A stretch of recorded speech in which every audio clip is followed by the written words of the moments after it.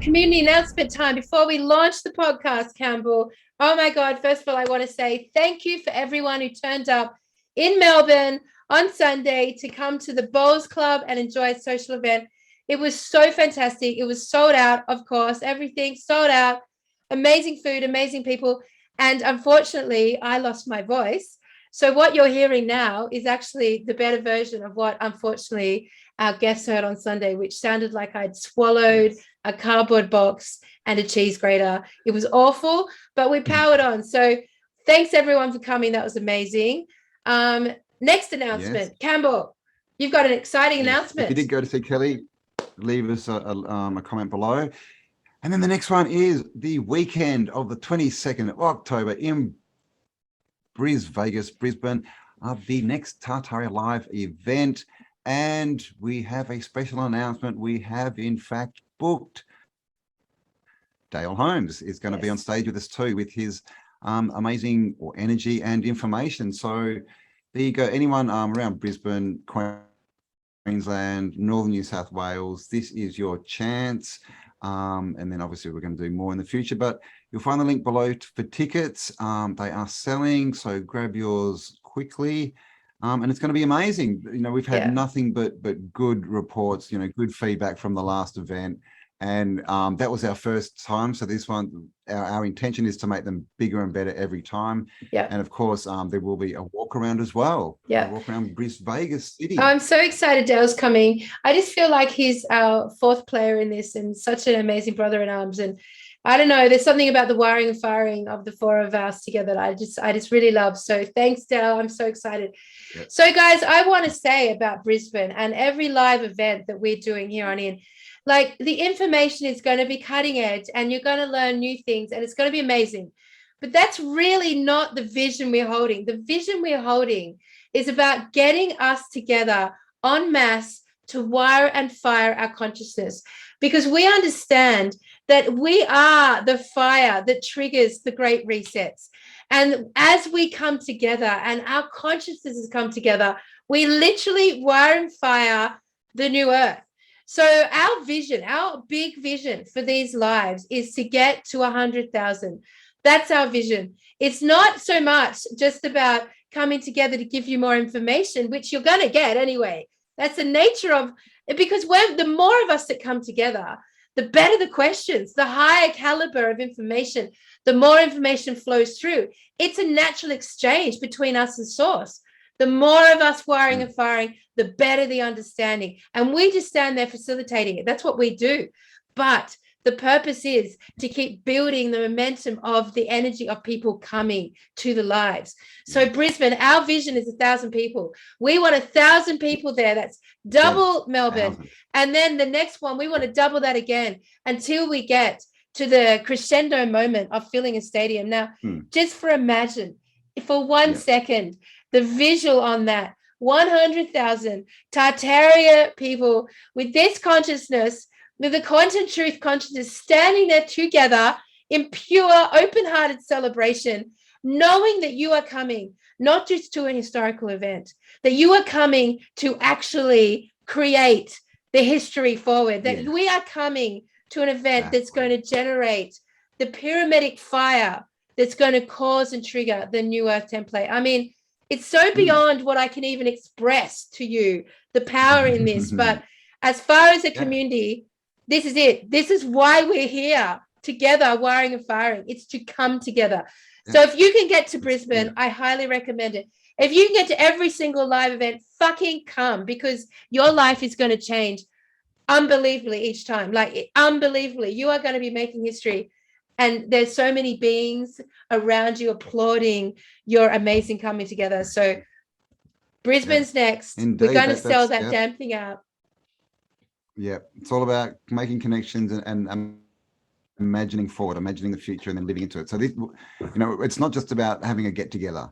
No. I mean, that's obviously a big part of it. You know, connecting and being around your, you know, it's a party. That's for sure. It's a party. The main thing is, it's good fun. But we want to do something more. We want to actually create. You know, we don't want to just talk about, oh my God, but it could be so good. How good was it? We want to create it. Let's do it. Let's take control here. Let's stop being, you know, at the whim of these psychos who think they control everything thing and put their narrative into our brains. And bugger that, let's just do it ourselves, right? Yeah. And like Kelly said, when we get up to 100,000, then we're changing reality as we go. And if you think that that's too big, I mean, look, David Icke sold out Wembley Stadium for what did he do? 12 hours, I think he did. Wembley Stadium. So imagine that, guy. Imagine being at the MCG full of Tartaria. I know, but think of the that. information that you focused on when you went to David Icke for 12 hours. Like, I went to David Icke. I loved it, but like, think of the vibration of the information and where it took it is the a world. Lot of the bad stuff. Yeah. Like, where did it take the world? Like, we're literally living in the frequency of that. Exactly we right. are talking about fucking flying cities and amazing new templates that are going to wire and fire to an amazing new realm. That's what we're talking about. Exactly. Imagination on fire.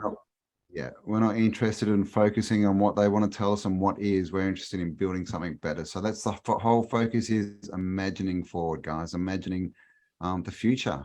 We're not going to be focusing on what there is and what they want us to believe. Not even so much what was, because we don't even know that 100%. We're taking that information and it's like, what can we do with it? Bring it into our body, put it back out as something better. You know the movie The Dark Crystal?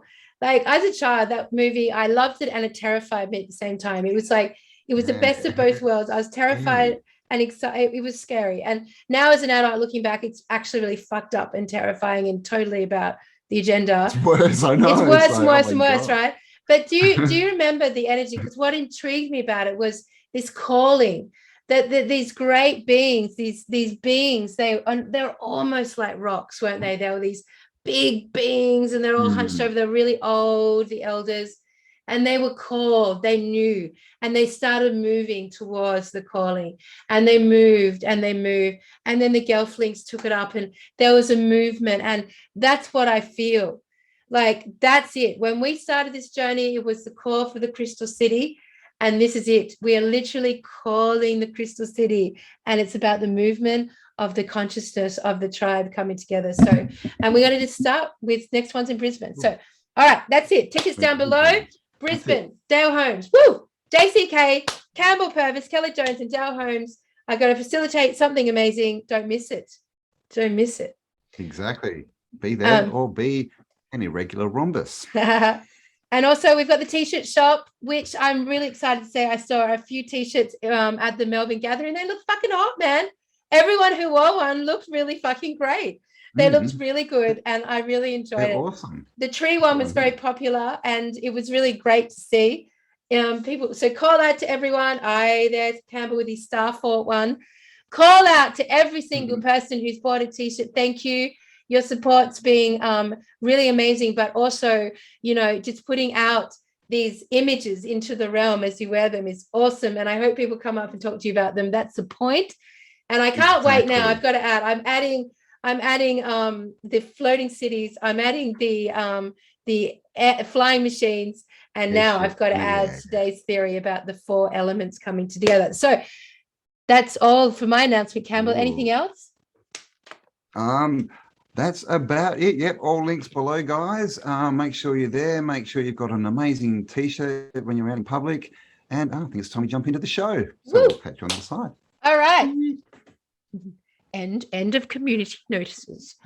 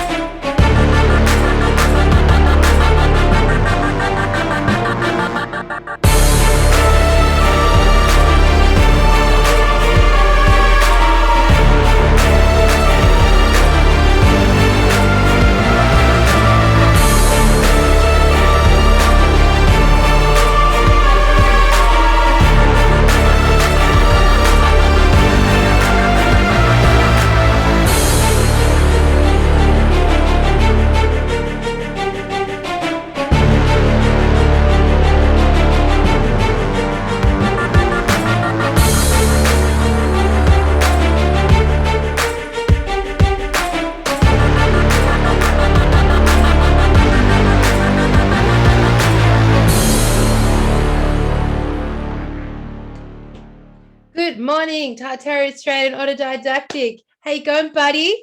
We're going flying today. Good. Woo. I'm flying. Yeah, man.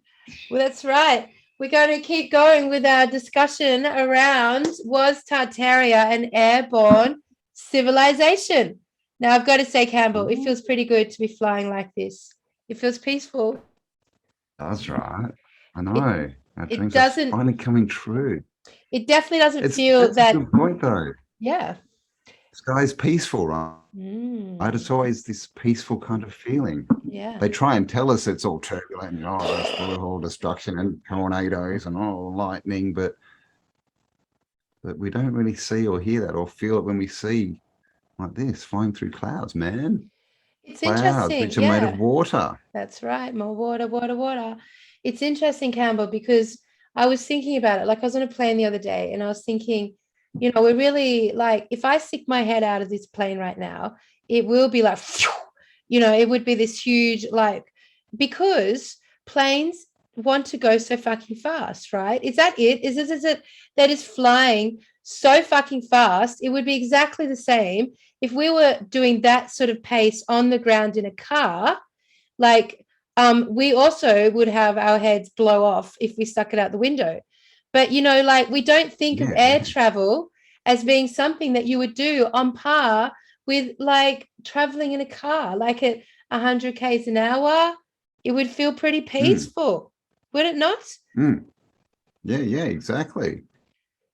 Like, if you just, sorry. All we know about this everything getting sucked out of planes is from movies. I mean, I haven't looked into it. I mean, I don't know, but they talk to us all about these pressurized things and that, if the door rips off, that everything gets sucked out. But I mean, I don't know. It could be true, might not be true, because we know that, so much of what they tell us is just to build fear, right? Because they just don't want you, going up there in your own man-made plane. That's another thing, is everything has to be so, pressurized and structurally sound, so no one can do it. But back in the day, planes didn't even have roofs. People were just like, they were all convertibles. That's right. Man. They were just flying around, Some but now, it'll kill you, It's interesting. It's interesting because if you just work with with nature, like if you're on a boat, or if you're like on a hot air balloon, or if you're riding a bicycle, you're just working with nature, right? And nature, like if you're on a boat, even the quickest version of what nature would throw at you would not be akin to what we do with our travel in the airplanes. Like they've like pushed the pace and the speed so hard that it's completely out of alignment with humanity's enjoyment of it. Like there's no pleasure in that experience. But if that plane was just cruising at the wind, at the level of the wind or the cloud movement, it would be just the most joyful, beautiful thing, which is what you would find more akin with the Zeppelins, right? The Zeppelins and that balloon version of travel, it was pretty peaceful. Like, it could get a little bit quick, but it was like just like what I'm feeling right now as I'm flying here with you. But it'd be enjoyable. They just shove you into these seats and you can hardly move your arms to, open the pages of your book these days, and you sit there like for 4 or 5 hours just hoping it ends. But back, in the day, they'd spend 2 or 3 days doing that, but it'd be a journey. Yeah. It'd be fun, Yeah. Like, I mean, they used to have that saying, right? Half the fun is getting there. Yeah. Not anymore. It's not in a plane. It's not. But I mean, it would have been. Well, I mean, it's typical of all of our lives, right? So, what have they done? What have they done? They put us in a time loop. That's a fact. We don't know if that's when they took a son away. We don't know, but there is a constant of a time loop, and that time loop has cut our days in half, or automatically you lose half your day. And then in that half day that you have left, you have to do 24 hours worth of activities. And that includes 3 meals, family, job, travel, work, creativity, thinking, meditation, physical health and well-being. Everything you need to fit in has to be fit in to that 1/2 allocated slot of time. And then you take it down. It's like from 9 till, 6 when things are open. So you even get like this even smaller amount. Basically, they have manipulated and programmed our sense of time and lives to basically be at quick, super speedy, impossible. impossible speed in order to make sure you do not thrive to the best of your ability, or at least to the best of your creative, conscious genius ability. And you have to really work so fucking hard to get on top of that. That I know, like, Tui, she is an excellent example of this. Like, she'll get up at 5 o'clock in the morning just to fit in the things she knows are important to her: meditation, vision, mission statements, exercise, candle work, all gets crammed into a 2-hour period before the children, family, work, make money, do all that, business meetings, and then come back, do it all again in reverse and get back. It's just like, you have to basically sacrifice your sleep to do it. So and time is sped up. Would you agree that they've sped up time since we were kids, Campbell? Definitely. Yeah. Definitely. I mean, they used to make movies like about those long summer days. It used to be a thing, like that a day would last forever. Yeah. And it went, I remember summer days, and you'd go out and it would literally be like forever. And it was now, I mean, and obviously they say, when you get older, time goes faster. But I mean, this is happening for everyone, I think, especially in the last couple of years. But this is the thing, when they divide it into day, night, then they divide it into 3 sets of 8. Then they divide it down more and more and down to now. They're getting people to, prioritize 10 minutes and 5 minutes and all this kind of stuff. And at the same time, they're just overloading us with distractions to waste time, right? Which just causes this stress thing. And so then, once you're stressed, you don't know where you're looking, and people just get confused and angry. But this is the thing. This is how they're manipulating us.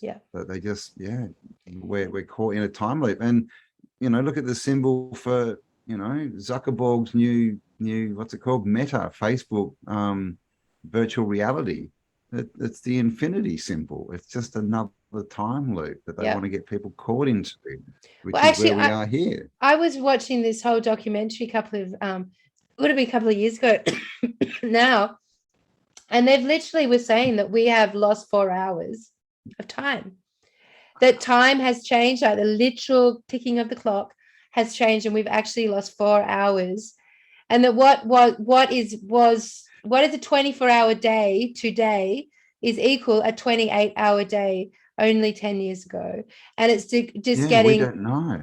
It's changed. But like, time doesn't exist. It's a conscious construction. And therefore it can be changed and shifted and reduced or expanded. And those who are consciously constructing that intention are doing as they want us to squeeze into these impossible high pressure lifestyles, which we have been squeezed into. They can construct it and intend it that way, and it changes.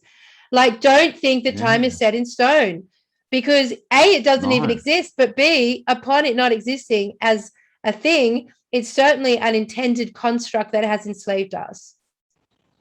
It is. And we know it doesn't exist because, we know, right? It can go fast or slow. So it's not a constant. And so therefore it doesn't exist. But another thing about them compartmentalizing it is they've stopped us looking so far forward. Right now we're looking half an hour forward, a day forward, maybe. We're back in we're not looking years forward or even months or weeks, but we're not writing 10-year mission plans or 40 or 100 years. This is the thing. People used to look at things over much bigger distances so they could achieve more. They weren't getting caught up in this stress and all this crap, which is not good for us. It's a trap. It's the box. It's the box, right? Time is the box. It's such a trap, Campbell. So they've got us there. It is. It's such a trap. But this is the thing. It's, and I was just thinking, is time weirder now in the last 2 years because they've changed our perception, because we've got so much more data coming at us, right? We feel that we have less time to get through what's there, but what's actually happening is there's more to get through. But our perception may see that as less time. Absolutely. So this may be an induced thing as well. And also you've got to, when, time is, because it's a conscious perception, like time is actually shifts as we're experiencing certain things. So if we're like having to go and do something that is stressing us out, time changes its qualities. If we're doing something that we're really excited about and happy to do, time changes its qualities. Time can feel really long, can feel really short. It totally changes day to day with our perception. But overall, on the greatest scale of things, that version of time is being manipulated. And the reason we're talking about time is because we led off last podcast with the idea that Tartaria could have been an air-based civilization. And just to quickly summarize that, Campbell, from last show, we basically looked at the buildings and the towers on the buildings and how those towers made no sense to people on the ground, but they're so dominant in the city structures of this architecture that they look a lot like lighthouses. And, you know, we are here literally training what is obvious to our eyes. That is how you train your intuition. What is obvious to your eyes? You know, so what is obvious that these things are like fucking lighthouse towers on every building, all over every city, everywhere, consistent with the architecture of the realm. There's no plumbing or sewage or bathrooms in the buildings, no bedrooms or kitchens. So we drew the conclusion that potentially these buildings weren't being lived in. So there's two theories here that people are tossing. One is that the Tartarian civilization is a breatharian. They didn't need to use kitchens or go to the toilets or eat food. There's no evidence of farms or old orchards. There's no evidence much of, beds and bedrooms. So we don't get much of that. So potentially they didn't need to exist the same way we do. Although that's questionable because, you know, generally with our own eyes, we can see that even if you're in a gigantic body, you still have a biology. Even if you're in a really gigantic body, and we know about those gigantic giants from our past and history, they actually ate people. So they terrorized villages in those stories and those fairy tales. They like literally were terrorizing. And I remember, Campbell, 6,000 years ago, I was a male giant killer. One of my past lives, and again, what is past lives? What is time? Question mark. But one of when I did a past life hypnosis, 6,000 years ago, I was this big, massive dude with these huge shoulders, and my job was to hunt these giants, which were these huge giants with orange hair and 2 layers of double teeth. I could see them very clearly, and my job was to protect the village where I lived because they would come in and they would basically traumatize everything and eat everything and steal women and everything and just eat them. And my job was to hunt them down. I actually died doing that lifetime. That was 6,000 years ago in whatever time is in this timeline. I reckon that this whole past life thing is conscious memories. We attribute time to it.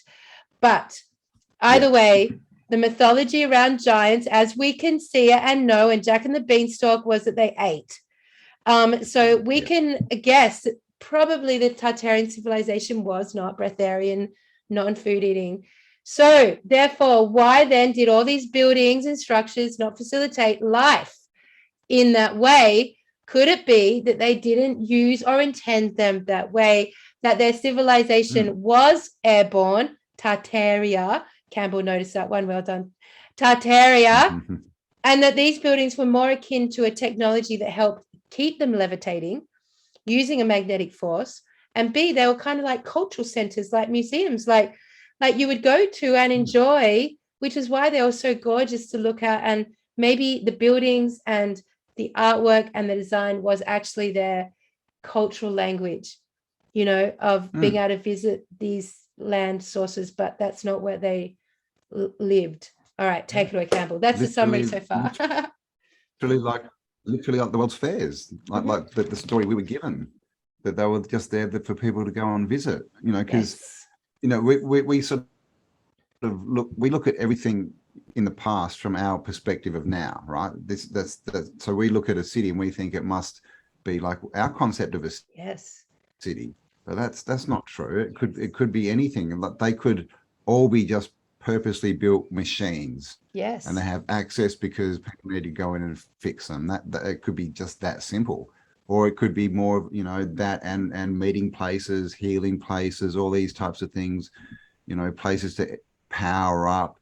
You know, we just don't know. But when we look into it, we see things like all these components that make them look and are very similar. And we've also found the wiring and stuff that they look like energy devices. Like they're capturing energy and they're storing energy. We've got all these, water catchments, these massive water catchment basins everywhere under buildings that have, all been destroyed. We have canals, right? And trains. We don't have a lot of evidence of cars really being back in the old world. It looks like it was all, going on free energies in water, in the air, on the currents in the water and the air, right? Yeah. And this is the thing. And then steampunk, obviously, we know that a lot, the tech we do find seems to all be steam powered. Again, Yeah. that's water. Yeah. And then we mentioned before, I think it was when we were talking, the three states of matter. So, we've talked about, civilizations coming from the water below us. And we've got the whole maritime law, the Phoenicians, the sea monsters, all this kind of stuff, mermaids. And then we have the people of the land who seem to be the native people who have this deep connection, to the land, like the Australian originals and South Americans and all these original tribes seem to have this deep connection to the land. And then there's us whiteys, I guess.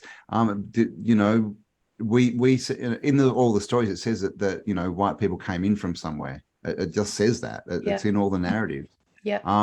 So were we maybe in the air? Were we the ones that have the fallen angels? We just don't know, right? Yeah. Were we in the air and then something's happened and we've all three have come together, because as we know, we've got four elements, right? We've got earth, water, land, Earth. and then the last one is fire, Yeah. which we were talking about. And of course, behind Kelly right now, there's a big fireball. Yeah. Well, plasma ball, maybe. Is that the fire? The sun. But of course, fire is pyramid, fire within. And as Kelly mentioned, the best way to make a fire is in the form of a pyramid. Yeah. I mean, this is so what's interesting. The fire? So yeah, we're dealing with the four states. Yeah.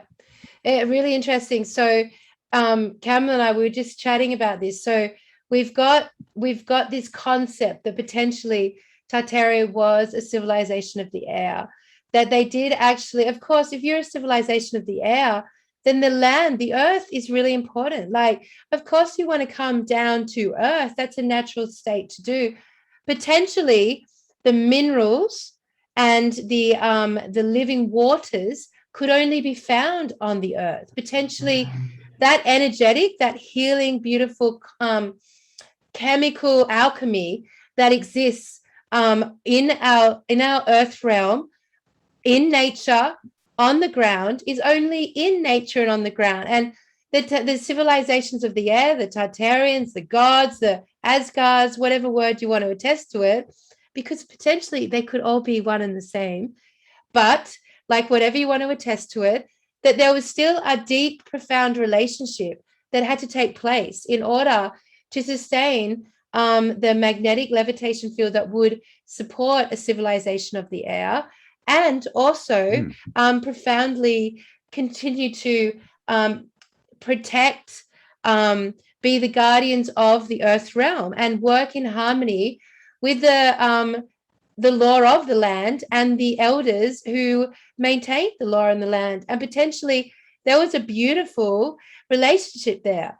And because it does feel like when we talk about an agenda or a hijacking, it feels like there was a third party that came in up from under the water through the oceans in the form of potentially the Phoenicians would be one word, or the mermaids would be another word, or the aliens that look like deep sea creatures, or the reptilians, that scaly, beings of the underworld, the underground, the underwater, came up and managed to disrupt this natural relationship that was in harmony.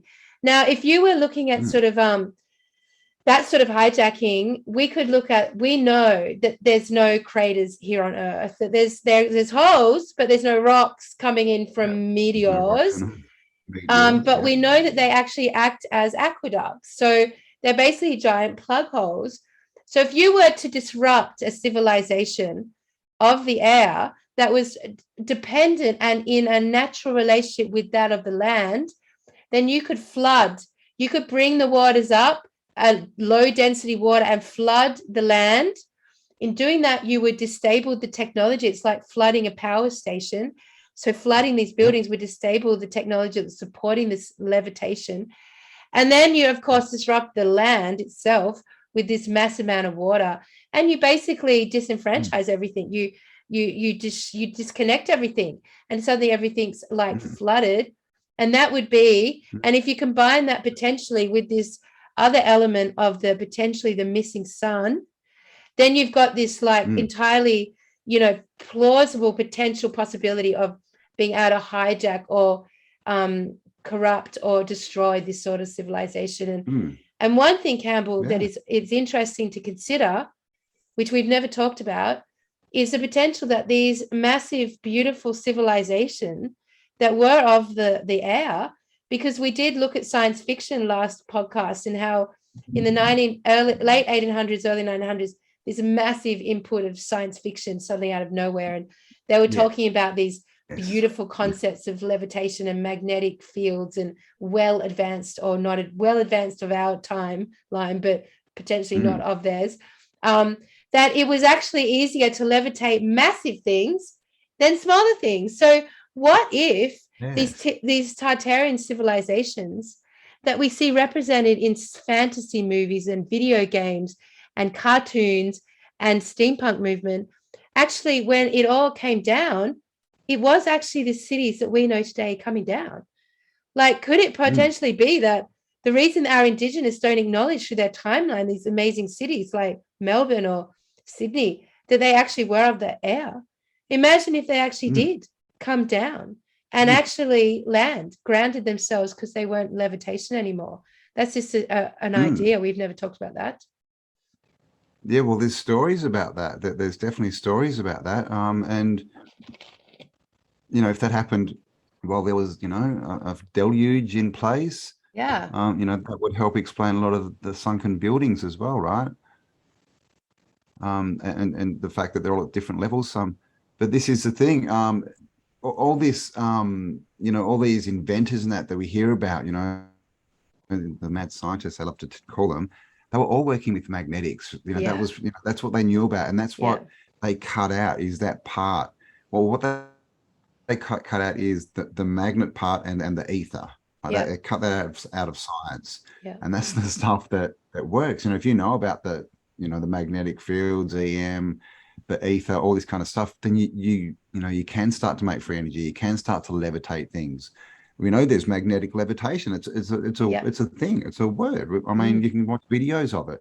They're only doing little things, but like Kelly said, there's this. I've forgotten the name of the book, but this guy's talking about the concept that it's easier to levitate something big than something small. It was in a science fiction book. Yeah. And so where did all these, these things come from? Are these just handed down stories, that they've got from their grandparents or something? Because that's how a lot of information gets through, the information that they don't give us, the good information, that's how it gets through, right? It gets handed down. And we have all these weird stories, that those magnificent men in their flying machines, all these weird stories of, these weird flying machines flying around. Of course, we have UFOs, the cigar-shaped UFOs, which we touched on, which look like airships. Yeah. Right. So airships. So, what was going on in the sky? I was thinking as well, with the giant trees. We've seen the Ewoks in Star Wars, and the tree. They were living up in the trees, in the sky, but in the tree. Just throwing it out there. If that was a civilization, and then someone cut the trees down, would they want to, and it was giants on the ground trying to eat you, would you then want to get back up in the sky? Look, you mentioned in our new Side Hustle podcast, our theory of everything so far, this, and I'd never thought about this. I thought this was a brilliant observation, like that actually, if all the information is held within water, and we are in fact a realm of water, above us, below us, our air, what we eat, everything, water. And if you had a realm of giant trees, it would make total sense that a civilization would build itself up high around these giant trees. So when these giant trees would bring water up through their trunks, through their branches, out through their leaves, and they create literally a biosphere, an environmental atmosphere that is akin to a giant rainforest. I love that, because what you were saying was then it would literally rain down information. These living waters would be raining down information all over the realm. Very high vibing that would like make you think of, say, Avatar, the movie Avatar. And then you cut them all down, and then that whole like exchange of information through the water would be completely cut out. So I mean, you literally see the difference between going from a rainforest to a barren desert, which is akin to sort of the realm we kind of came into, which sucks the water out. Yep. Of stuff. And the information will suck the water out of the stuff. Yeah. You walk through a rainforest, and we all know, 10 minutes in, you're soaking wet. Yeah. And then what do we do? We talk a lot about fractal water and tuning water in and intention and that. But that's what we are. That's what we're doing. We drink water, we absorb water, and then we either sweat it out, we get rid of it, right? We put it back into the system. Yeah. Once it's gone through us. Once we've tuned it, once we've put our intention into it. Yeah. So just think of something like working. Like when you have an intention, and then you actually go out and you build something and you sweat, you're actually, that sweat then falls on the earth, right? Goes back in and then eventually comes back out into the atmosphere and comes back down as new information. Yeah. So we're actual, whatever you want to call it, fractal resonators, but all this water, we're the ones that are tuning it essentially. Because it's the same water, right? That just goes round and round and round and round. And of course, they've tried to pollute that and change it. But yeah, that's just a thought I had. We're actually doing that constantly. So the more we go out and create action, that creates us to sweat, right? You got to drink more and you pee more. So and you feel so much better too. Yes. And you feel so much better. A natural exchange. And it puts and it's actually putting, you're taking in information and you're giving out information. Which is exactly what we do on our podcast, right? Like we give information, people hear it and they run it through their senses and they go, this is right, this is wrong, this is what I think of it.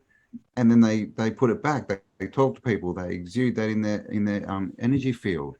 So this is what's going on. This is what they're attacking is, back to the point of energy is we put out the concept of, is it God, grand organized design, because it holds all the information. Yeah. And that's what they're attacking. Yeah. Energy and consciousness equals the nature of reality. Energy and consciousness equals the nature of reality. So basically, like if we look at this idea that Tartaria could be an airborne civilization, and in fact, air is in the name Tartaria, and then we look at our indigenous around the realm, and we know they're the sovereign law holders of the land. We know that. And then we know that they've been persecuted. And then we know that there's been a hijacking from the water, and that this notion of alien and the Phoenicians, and we're operating off maritime law, all of that is coming somehow from the watery realms. We also know then and there's 4 elements we're aware of on this land, this earth, I should say, this realm. One is water, one is earth, one is air, and the last one is fire. So let's talk about fire for a second, because we may actually have ended up at the end of this discussion, potentially, Cambell, working with the hero's journey or the mythology of this entire Tartarian consciousness conversation. Like, if we can see Tartaria, when we think about Tartaria being a civilization of the air, I know from my perspective, and I didn't think it could get better than where we were at. I honestly didn't think we were going to get more and more and more energy from this topic. But the idea that we came from a civilization of the air, the idea that we lived and existed in the sky, the idea that we could fly essentially either metaphorically or within vehicles or our homes or and that's where our childhood dreams of flying came from. That's where astral traveling comes from. These conscious memories of us coming from the sky. That's why we have this notion of always looking up, talking to God up there. The mythology, the best fantasy movies, fictions, books, all exist in the sky. The floating city concept, that brings my consciousness to this sense of such lightheartedness. I feel such hope and inspired and imagination. And the idea of going back there, of uncovering this so we actually consciously recreate it, is an extraordinary idea to me. And it's even better than where we were last week. It's higher. It literally is higher. Even in the word, it's higher. The frequency is higher. The energy and the enjoyment is higher. It feels so amazing to me, like, oh my God, this makes so much more sense to where we've come from. But when I look at the idea of space, aliens, spaceships, this whole story that space itself that's been sold to us by those that have come from the water, those that have hijacked the realm, it creeps me out. It gives me the creepy jeebies. I don't feel light. I feel heavy. I feel dense. I feel overwhelmed. I feel insignificant. I feel dark. I feel like it literally is it's literally alien. They've put it into the word. It's literally an alien concept to me and feels alien to me. Whereas the idea of being in the sky feels completely akin to me. It associates with my heartbeat. So I can feel the difference in resonance. Can you, in those two energetic concepts? Yeah. And we always talk about, rising up and all this kind of stuff with height. So a few words.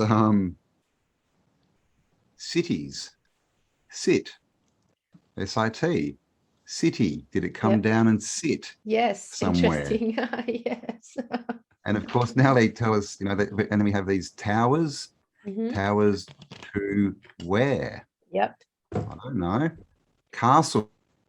To cast L. L is the gods. Great. So is that all I had? Yeah, and space. I mean, space. It's where there's nothing, right? Nothing. Now they tell us up there is space. There's nothing there anymore. The great void, the great emptiness, Right. Nothing. No creation, non-creation, no life. Is that because it used to be full and now it's just a space? Yeah, just a space. There's all these words because, when this reset happened, it's not like they go in and change, put in a new language. They just change the meaning of the words. I just got what you meant by space. Literally, there's like a deleted emptiness up there. Space. Like they've created a nothingness. It's space. That's funny.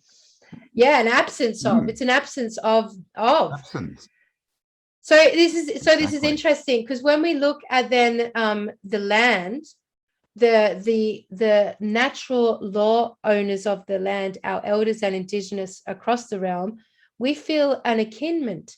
We feel a respect and an honorament. We feel like our life force originates from there. We feel like there is a deep and sacred relationship to those of the land and to the land itself. So many people, though misguided in their understandings of the narrative, are fighting for this whole thing about regeneration and climate change, not because they understand really the intention of the agenda, but because their hearts are so akin to wanting to stand for and protect the earth. And that is a truth that we all hold. It is a strong heart relationship as mammalians to that of the land as well as the air, the sky. So there is an akinment there. But now when we look at the oceans, at water, at this deep, dark water, and we look at space and the relationship to water, because we talked about the concept the ocean is actually space. When they say look up, they mean don't look down. And when they're trying to get up, they're really just trying to get down and out, not up and out.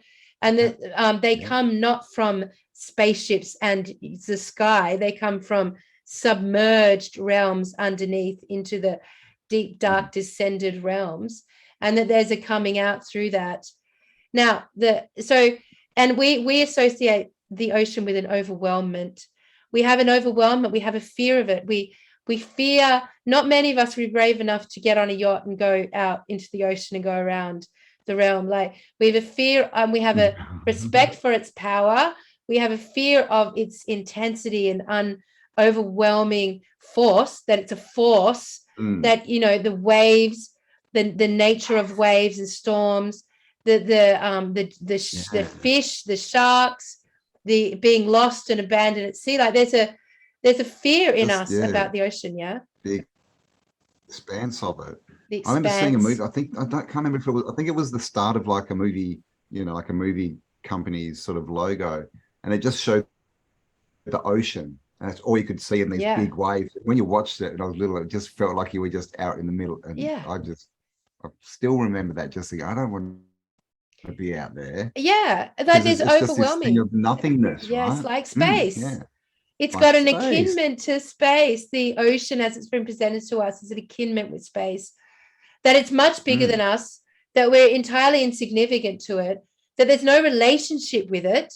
Whereas when we're on the earth, if you're lost in a jungle, you'll still have a relationship to it. You know that you will still be able to ground yourself and relate and make, you will be able to form relationship and survive and take comfort. Whereas when you're in the ocean, it's overwhelming. You have no actual relationship to it.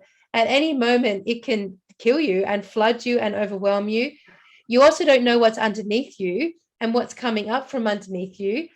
It's completely unknown to us. And we've been given, in the last, decade, they've really pushed the idea of the word tsunami. Tsunami being this overwhelming wave that's going to flood the world, and that you're completely like powerless against it. This overwhelming wave.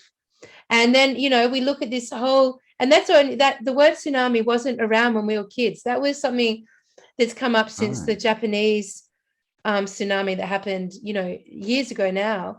And then we've got like when we got that whole flooding with the whole Asian coastline. I don't know if you've seen the movie The Impossible. It's fucking terrifying. This water that comes in, the force.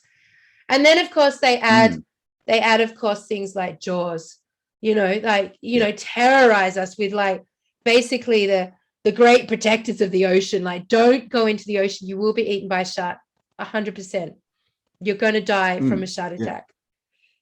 And I think the ones that and the whole price thing, to get out on the ocean and to dive deep, you need a lot of money. You need big boats. You need all this equipment and that. So all the cool kids, they just play in the waves, right? Just on the shore. That's where all the surfers are, and the windsurfers, and the kite surfers, and all the cool kids, right? But that's just in the first 5 or 10 meters of the ocean going in. The rest of it, it's very hard to get out there, and you need resources and money, and I think that's done by design. Back in the day, they just built a wooden boat and they'd just go off because they didn't have all these inbuilt fears and all this stuff in them. But now we think it's got to be a certain kind of boat. And oh my God, what happens if the motor stops? Yeah. I don't know, you could row, but no, you can't. Oh my God, we'll just die. No. So it's such a, that they really have created this. They've put us in Middle Earth, right? We're in Midgard, and we're not supposed to go to Asgard and all the other realms. And it would make perfect sense that if they've come from a different realm and they want to keep control, that then of course they're not going to tell us that. They're going to tell us a completely different story, aren't they? Yeah, keep us grounded. And it's interesting because I reckon the surfing culture is actually they're the culture that has the most relationship with the ocean. And you're right, it's only the first sort of maybe the first kilometer of ocean max. But those people are the surfers that I've met in this realm. They're cool, man. They've got, it's something to do with the physical exercise, the fearlessness that it takes to do that, and the sun. And that combination makes very beautiful, rounded beings that I love. And they've got a really cruisy nature to them. They're like a bit of a tribe. Need a stressed out surfer. Tribe onto themselves. But you're right. Like once you go out a kilometer, like that's it. Like it's terrifying. It's underexplored. It's weird, really, after all these years that we haven't invested as a culture the resources and money to make traveling in the ocean like a thing. Like, why wouldn't we have gone with the beautiful concepts of 40,000 Leagues Under the Sea with those amazing Tartarian, submarines? Why haven't we gone into the world of gorgeous submarines? I'm just going to cough. Well, this is the thing. We've had boats. We've been able to go underwater since pretty much the turn of the last century, 1900s. So there was a good 50, 60 years where they could have put all this money and resource and technology into going into the ocean and expanding it, and they didn't. You know, we had like Jacques Cousteau and maybe a couple of others who did it themselves. But you know, when it comes to space, somewhere that we apparently, even if we wanted to get to the nearest planet, we can't. Oh yeah, no, let's chuck $60 million. Billions and trillions. But the ocean, trillions. But the ocean that everyone can access and that can actually give us resources, it can give us, you know, teach us things that are applicable to our lives. No, we can't go there. No, let's not do that. So that whole thing that they're putting so much into space, which we know doesn't even exist, and nothing into the water apart from, you know, fear and jaws and all this. Should tell us pollutants. Should tell us something big. I agree with you. Like it's obvious. It's obvious that we have been brought up not to focus on the ocean. Obvious that any attempt to explore the ocean has been blocked, and that it's entirely policed and militarized, and there's no way through it or around it or in it. And we don't explore it, and we certainly don't encourage travel. There's no commercialized submarines. There's no commercialized, you know, passenger anything that would enable you to go in under the water. There are, you know, some luxurious, very wealthy cruises that happen where, I don't know if you know, there's a cruise line that it's called the World. I think it's called the World. And you have to have like $10 million and you can buy an apartment on this cruise ship and you can live on it all the time. And it's full of, you know, very wealthy individuals. A lot of the wealthy personal development, you know, DeMartini style people live full time in their apartments on this cruise ship. Now, the reason they do that is because there is so much inspiration and pleasure of actually traveling in that way 24/7 throughout the realm, as much as we would get if we were in a civilization of the air. So at that level. Yes. Sorry, which is another thing I've been meaning to mention is the whole word ship. You know, airships and ships, you know, like we're told that there was this great, you know, time of ships going around the world. But I mean, is that just another play on words? You know, this whole thing of the Aztecs couldn't see the ships coming because they didn't know what they were. Is that because they were some other kind of ship? Exactly. You know, airships, right? You know, captains of ships used to be called pilots, right? And that's what we used to call people who flew planes, but now they're called captains as well, right? Absolutely. So it's this big, you know, play on words. So the whole ship thing, they could literally just be airships. I mean, absolutely. You know? Absolutely. So like, I just wanted, like, I found this amazing video clip I want to share with you now. And it's, and I'm just going to bring it up now. Like, it's the first, because I spent some time looking at information around cities in the sky and floating cities. And listen, there's not much out there. You know, if you take away the video game realm, the fantasy cartoon realm, the animation realm, take away steampunk, really, the content is pretty blocked. There's a little bit of context through the Vedas and some of the spiritual texts, especially Indian spiritual texts, to do with flying machines. And then you can go. You can go through to the Ashtrayantra. Yes. That one. And you can go through the mythology around the origin of the realm through, say, the major religious books, and you will see their interpretation of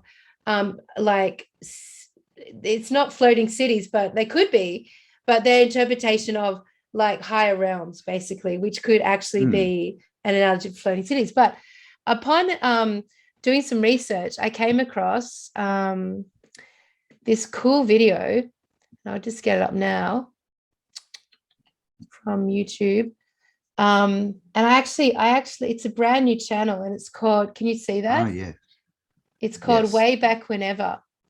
And I've actually written to the individual behind Way Back Whenever and invited him on the show. He's a little bit nervous because he's only just started the channel. And so he's right down at the bottom of like 2 months ago, he started this channel. So if you're out there, Way Back Whenever, I hope you don't mind, but I'm going to give you a big plug right now because I really love this video. So anyway, I feel like this channel is going to do really well. So I'm like letting you guys know, potentially subscribe and check it out. So I just we'll leave the link below going. What do I have to do Showing some again love. to make the noise work? I just like, so basically I did some research about, is there any other information out there about floating cities in the sky? Because I think that we're actually onto something here. I think the technology of the buildings leads us to this conclusion. The mythology that we've been taught about the gods and where we came from, this idea of the skies opening up, all the statues that point to the sky, that there was a hijacking and it seemed to come at the hijacking seemed to come with water, the flooding of the water, the buildings, the disconnection, the deconstruction of the technology and the buildings and the turning them off. And this relationship finally between the four elements. So one thing we're going to start to talk about now is what the fourth element could look like. And as you try to find this video, Campbell, actually it is also in an email that ready. Oh, you got it? All right, can you see that? Yep. Great. Got fantastic. Now make that full screen if you can. Share sound. Okay, guys, so we'll leave the link below. Go across and show way back whenever a bit of love. Tell him Tartaria Australia sent you. Now this is 6 minutes long. We'll play it all because it's really great. Really good summary. Right. So let's see if we've got volume here. Yes, great. We've got sound. Yep. It's a history of cities that have appeared in the sky. Hello and welcome to my channel, Way Back Whenever. This presentation is going to focus on floating cities reported in the sky throughout history, also known as a Fata Morgana. So as we know, this place is not what it seems. Charles IV believed that there were cities and new lands floating in the sky, passing by us quite often.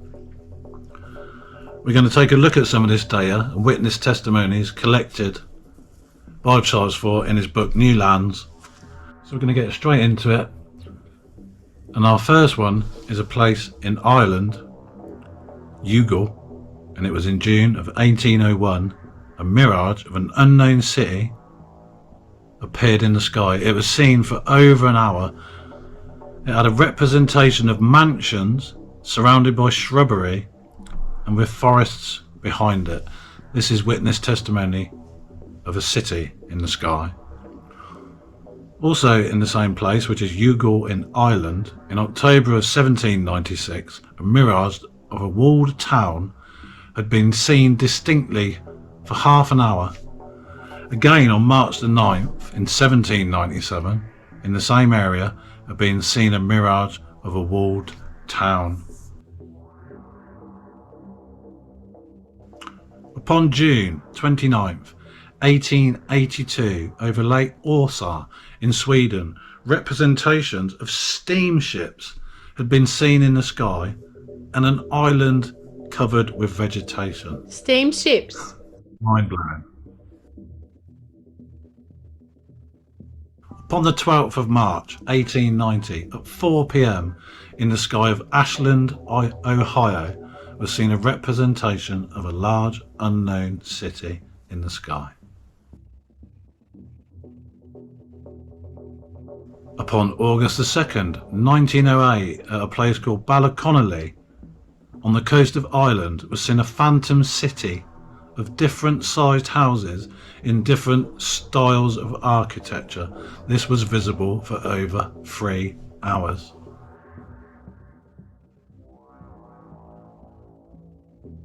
Early in June in 1897, in the Yukon in Alaska, a city had been seen in the sky. The description of this city is that it looked like some immense city from the ancient past. Incredible.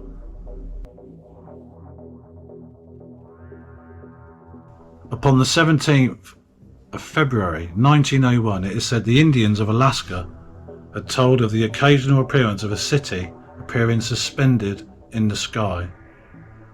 Description by other visitors to this area would see plain houses, defined streets, and had tall spires that rose over the huge buildings. And this is the crazy bit, which appeared to be ancient mosques and cathedrals and appeared more like an ancient European city. in the same place, the Yukon in Alaska, that every year between June the 21st and July the 10th, a phantom city appeared over a glacier in Alaska. This is quite crazy, this next bit. It was recognised as the buildings of the city of Bristol in England. It is said that for generations that these repeating representations had been known to the Alaskan Indians, and they had seen a city apparently from England. In 2015, in China, in Guangdong province, this one was videoed, so you might know of this one, a floating city appeared in the sky. And then a few days later, a similar thing was reported in the province of Jiangxi, a Fata Morgana or floating city in the sky. To me, this witness testimony is highly important that it gets out into the mainstream, because whether these people actually saw what they reported, something was going on in the sky. And to have so many different witness testimonies in different parts of the world. So we look at this data, I mean, it's quite incredible that the testimony of witnesses that's been put forward, especially the Indians in Alaska, that seems to happen all the time. This doesn't seem to be an odd occurrence. In fact, they expect it to happen between certain parts of the year. And to think that in Alaska appeared a city from England. What are we actually looking at here? Incredible stuff. All this information and data is available in the Charles Fort book, New Lands.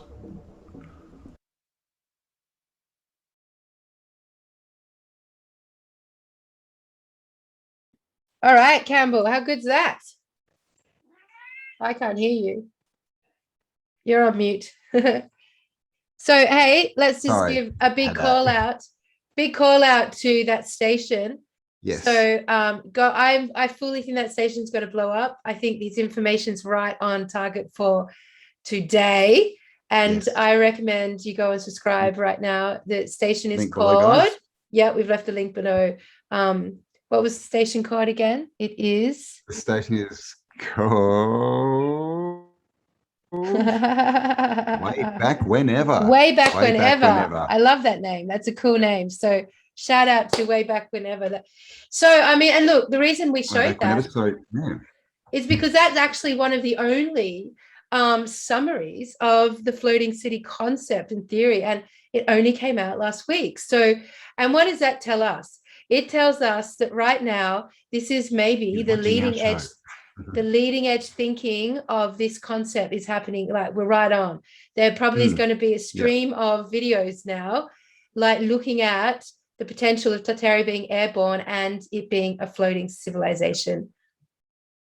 Yeah, exactly. Since we did our show, I've heard it mentioned just randomly on people that I never would have thought would be mentioning it about 3 times at least in the last week. And I'm just like, what?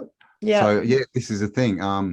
Guys, we are on the leading edge. So this is all, like we said, this is all a thought experiment. We're trying to, we're the creators, right? So this may have been in the past, it may not, but we can make it our future. This is the thing. We can take all these concepts.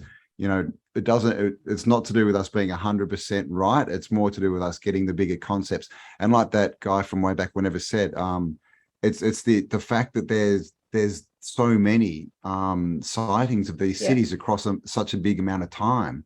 That's what means something. It's not about going, well, I can disprove this one. Who cares? Like it's the proof is that there's a lot of sightings across a lot of time. So there's something, that's what we're exploring. All right, so with this, let's look at the concepts just very quickly of the 4 elements and the missing element of fire. So, if we go back to the notion of our theory about the missing sun, and we link that with the idea of the pyramids, we connected those 2 together, that potentially the pyramids are massive, basically energy generators. Like, for want of a better word, although this isn't the right word, but they produce massive laser beams. That's a very spacey word, but essentially like massive, like columns of energy. Vortexes. Yes. That potentially is, and in fact, the pyramids are everywhere. They are every fucking where across the realm. But once again, our focus is taken in Googled Earth onto Egypt, but they're literally fucking everywhere. And that we potentially have the idea that they could create resets. Like it could be that they have the energy required to create a realm reset.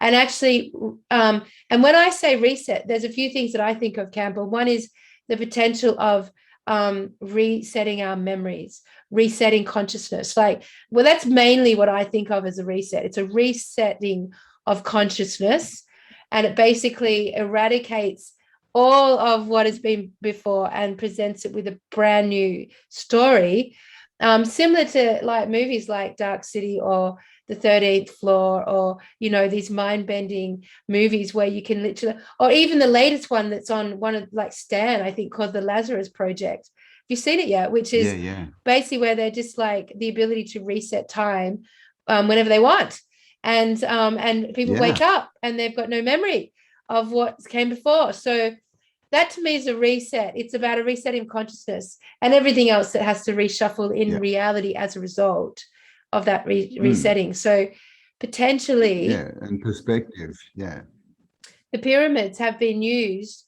as the technology required to do something like that. And that's a perfect analogy too, because we've been taught our whole life, through so many books and movies and that they're just temples for dead people, right? They're just tombs. But yet no mummy's ever been found inside a pyramid. No. And so this is the thing, it's clearly not that, but they put so much effort into saying that's what it is, so that we don't look there. But clearly, there's a lot more going on. And I was just thinking, with especially the Great Pyramid, the cornerstone, people like, where's the cornerstone? And people have been theorizing about spaceships landing on that forever. Yeah. And that made me think about India and the Indian temples and Vimanas and how all of these Indian temples look. And again, it's another theory. People literally are saying that they think the tops of these temples are Vimanas that have landed on these buildings and through whatever process being petrified, because that's what it looks like. And it looks like the same concept that we see with the airships to the Empire State Building. It's the same concept. So there may be something about the shift from being airborne and the biology of that to coming down to Earth, being grounded on the Earth. Like there could be some molecular shift that takes place that does turn things to stone, if we would like, to that notion of what is stone, and we probably don't even really understand what that is, but actually goes through that process. So all the way through our mythology and our storybooks are the idea of being turned to stone. Yeah. Well, we have this concept of everything has to be metal, right? It has to be made a certain way. Planes have to be made of metal, right? And all this kind of stuff. Balloons have to be made from, but is that true? If they're using different, sources of power and levitation, they could have been made out of something that could be, they could have had a lot of wood in them for all, ships, right? And then they could have been petrified. We just have this concept that's given to us of, a spaceship or a flying machine has to be this, right? It has to have like a jet engine and this kind of crap. But that's not true. I mean, even some of the first aeroplanes literally were wooden frame with a skin, with skins over them, just like a kayak kind of thing. So it's all to do with our perception. That's what the reset was, right? Of how we perceive this world and how we see it. And if you combine, do you remember in the Never-Ending Story, there was a being made of stone, there were the giant rock beings, and they were made of stone. But if you combine the idea, because we started this whole journey on the crystal cities, so we can't forget that, because that's where Campbell and I really where we came together and took Tartaria and stepped into our imaginations with it. And that's where the show sort of came from. So like that is a very strong beginning point for us. So it's going to all tie in. So imagine if these floating cities, you know, were underpinned by crystal. Imagine if the crystal grid of the earth and the crystal grid of the levitational field of these cities were actually, you know, in relationship. They were one and the same. Because I've had dreams of floating cities, and underneath which were like essentially flat, and then the city, and then underneath were crystals. Like I've seen that represented before. And isn't it interesting when we think of floating civilizations, we think of flat realms again. We don't think of balls. We think of these planes where the civilization's on and they're flying through like this. Yeah. If they, and we know that there's massive crystals under the ground. Like we've seen caves of gigantic multi-story crystals. Like imagine if these whole civilizations had the crystals underneath and then came down, the crystals integrated into the earth, and that somehow turned this living organic structure, this biology, into a more stone-like or 2D format that appeared to end up being like solid structures. I don't know. I'm just theorizing. Yeah. Ed Leeds Scallon, who built Coral Castle, which was made out of sandstone, which is sand, which is crystal. Exactly. The theory is that he was basically just changing the charge, right, in the stone so that it would be repelled by the ground, and that literally made it float so he could just push it along. Exactly. That's exactly what I was trying to say, Cambell. Exactly. So there you go. I understood. Exactly. So that's the thing, you know, and if we, I was also going to say, they tell us that crystals and gems and all this are so rare, right? You have to be really lucky to go find them. Yeah. In our research, we found out that you can make gems, you can make crystals. Yeah. They grow them. They used to make them, right?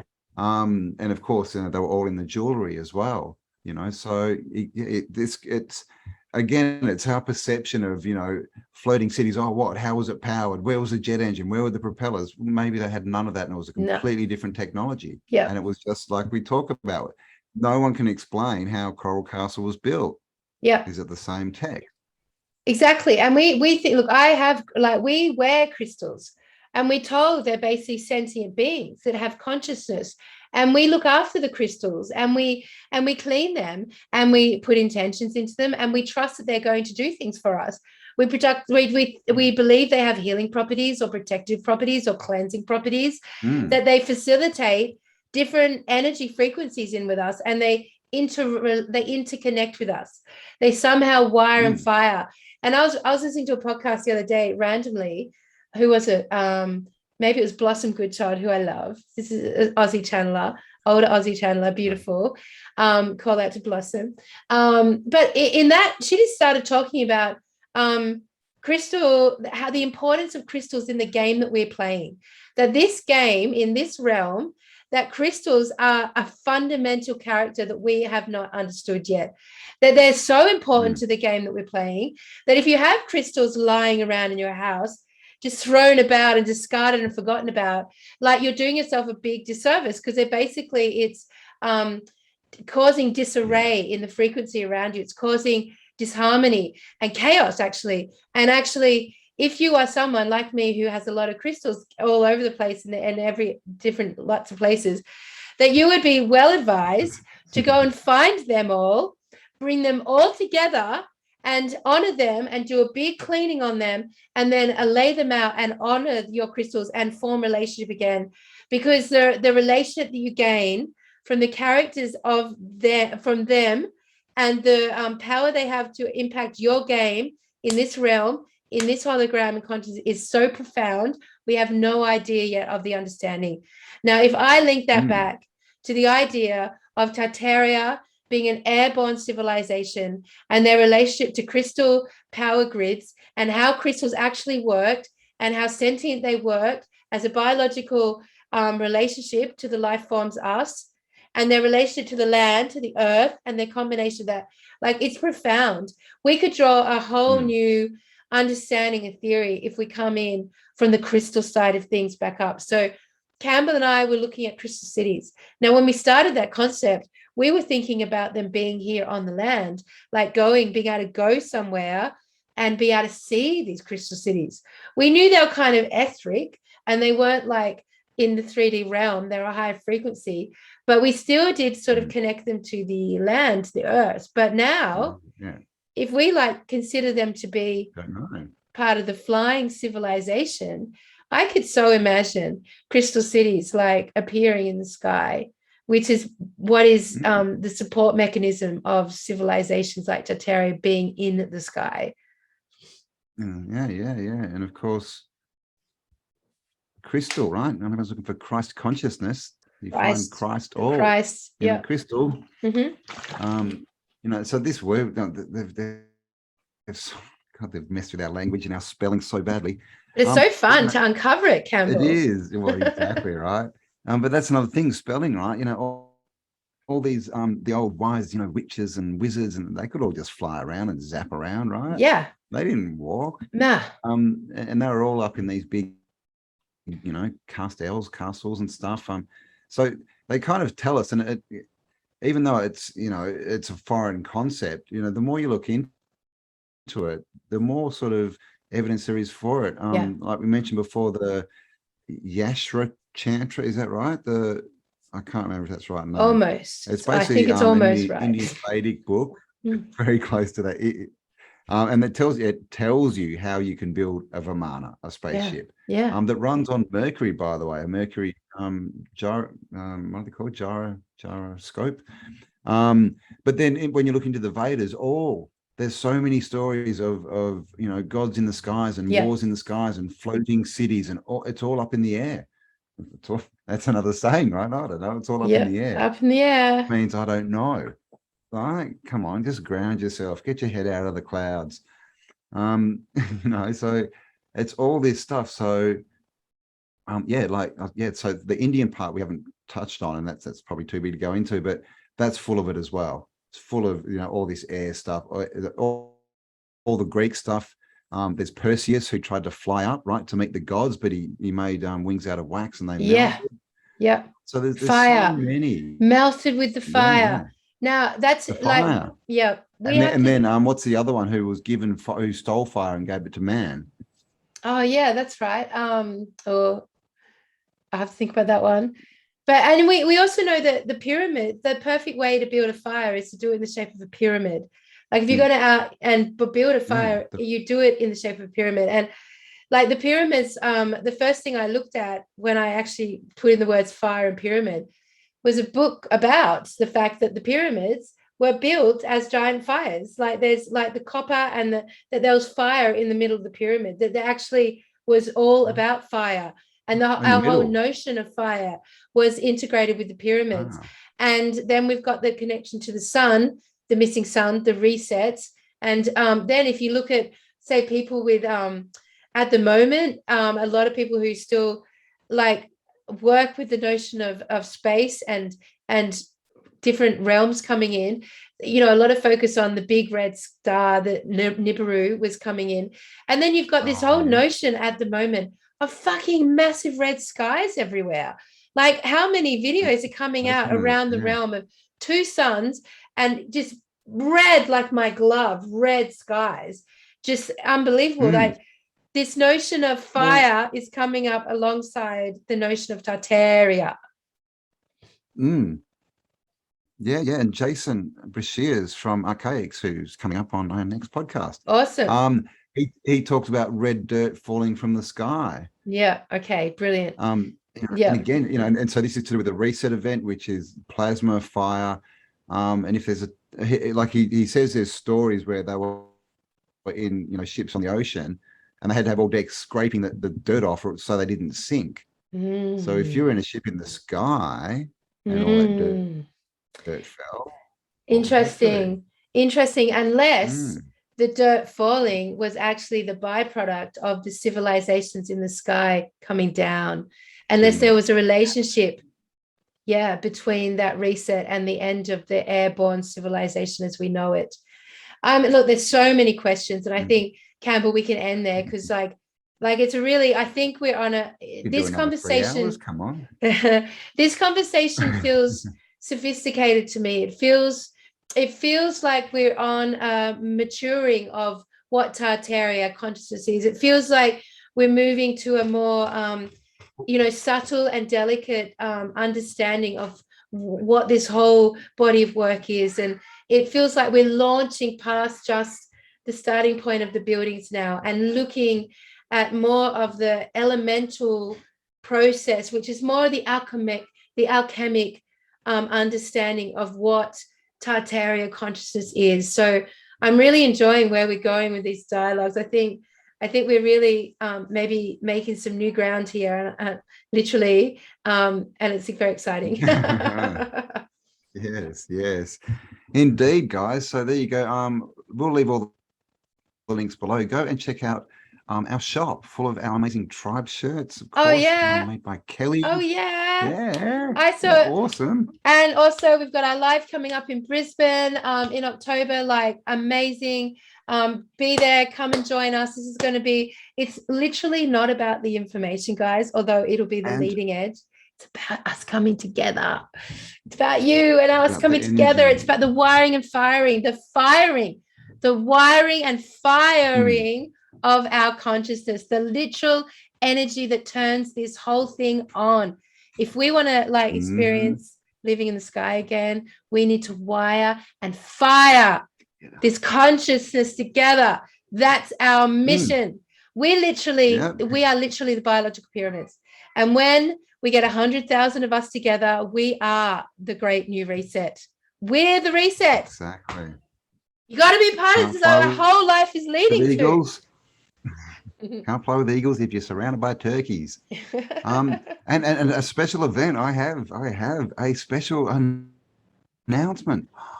Dale Holmes has been confirmed to be at our event. Awesome. So there you go. Dale Holmes will be there as well. Hello, Dale. If you're out there watching, we'll be in touch. Awesome. Of course, there's a link down below, of course, for the channel that we just watched, which is Way Back Whenever. Is that right? Yeah. So go across, check him out, say hello, tell him that Tartaria Australia sent you. Yeah. And that way he might come on a show and talk to us. Yes. And yeah, all the usual links are below, guys. Big chat coming up with Jason from Archaics tomorrow, so that'll be up next week. And a new series. So keep your eye out. Probably Sunday. New little series maybe from Tartaria. Little series. We are deliberately making it little.